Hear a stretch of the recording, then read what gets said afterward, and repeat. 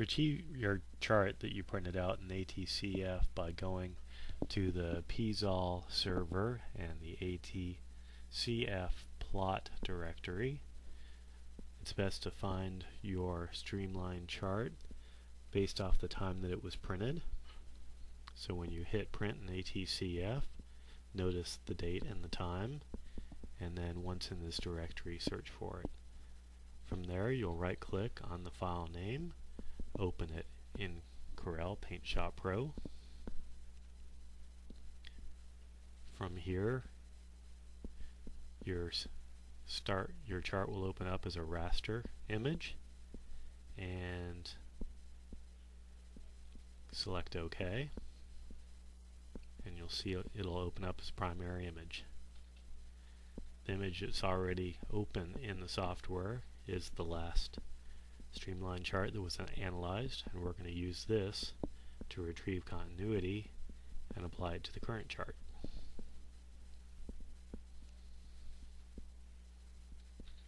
So it'll take a few seconds to open. Once it does, you can see raster 1 is the base layer. So we'll minimize that chart. Notice it's at 20% zoom. You'll want to increase it to 100% zoom. And you will apply two macros. The first one, called crop, will crop the image to the appropriate size. Macro number 2 is called highlight, and it will apply the yellow line to the equator in the 180.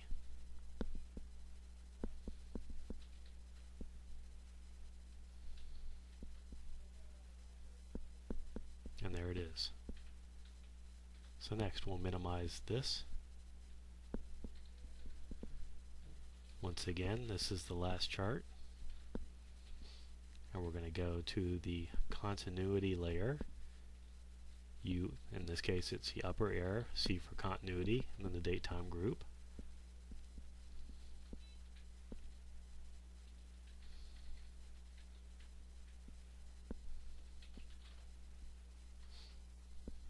Make your current chart window appear. However, minimize it.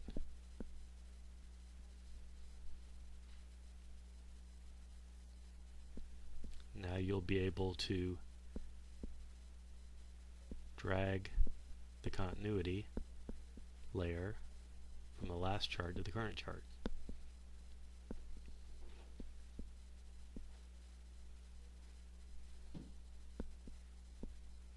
Now when you open your current chart, you'll see that new vector layer is now on your current chart.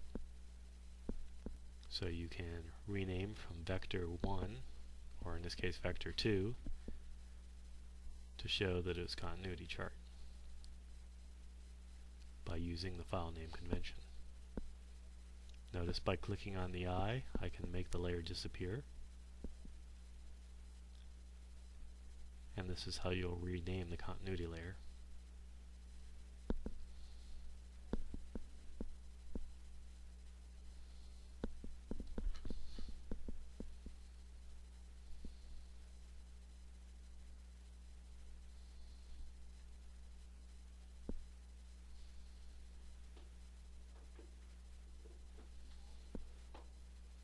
Now you'll want to rename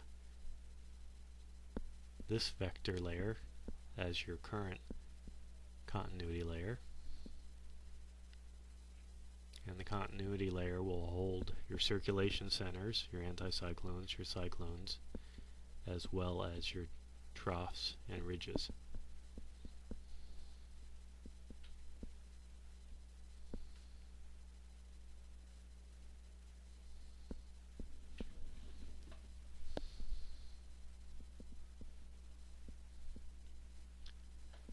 To begin drawing, you'll use the pen tool.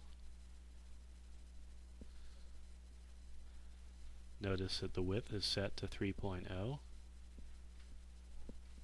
you'll be using the line feature.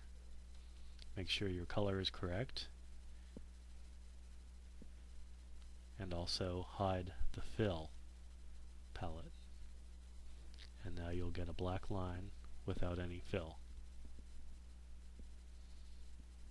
This is what we use for the streamlining analysis. Now if you wish to edit the line, select on the Edit tool. You can move the entire line.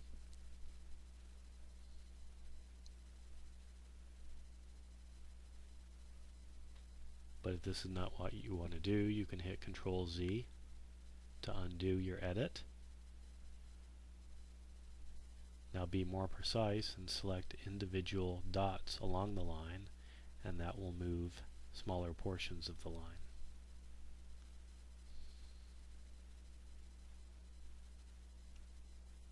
Notice how your icon changes. If along the way you find out that you've moved the entire line, simply hit Control Z and that'll undo the last step.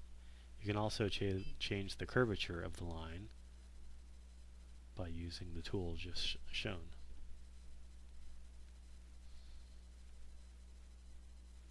You can also select those edit points and press the delete button, and it'll delete those points and shorten your line.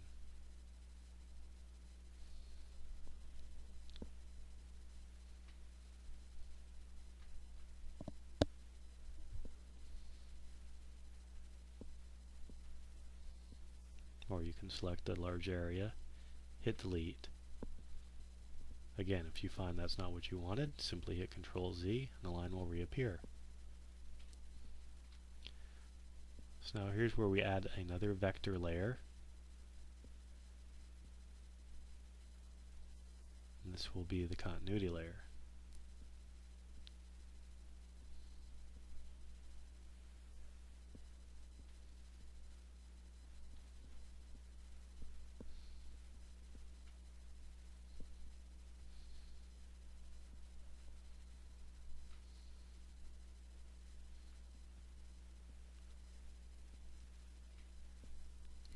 This layer is what you'll have the circulation centers on, as well as troughs and ridges. It's also done using the pen tool, and you can use the drop-down feature to select if you want a red font or blue font. Or you can also go up into the palette and select the colors.